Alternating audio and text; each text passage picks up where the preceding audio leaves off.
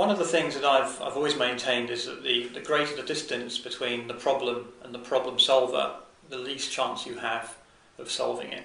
And the best solution for that, I think we're seeing now, is that many of the innovations and much of the innovation ecosystem is actually moving now into the countries where the problems actually exist. It never used to be this way, and it's probably now one of the most exciting things, at least for me and for increasing numbers of people. So we're kind of experiencing, I suppose, almost a perfect storm. We now have mobile technology which is affordable.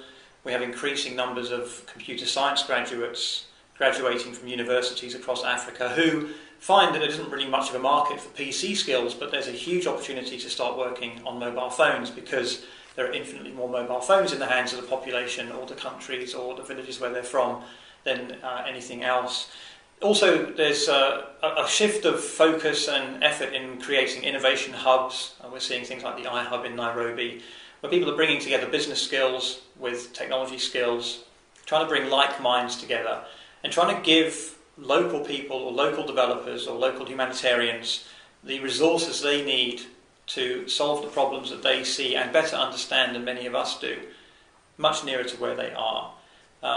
So certainly for me that's something which is very, very exciting, and as a result of that, what we find is that much of the innovation that starts to go on in that area starts to work its way back to us. It's innovation out of necessity rather than out of just finding cool things to do with technology, which I think quite often is how it works for us.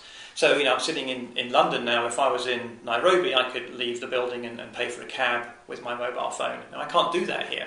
And there's a whole number of reasons for that, but one of the prime ones is that we have ATMs and cash machines on every corner, we have online banking, we have access to the internet. There's plenty of other ways that I can access funds and I can pay for things.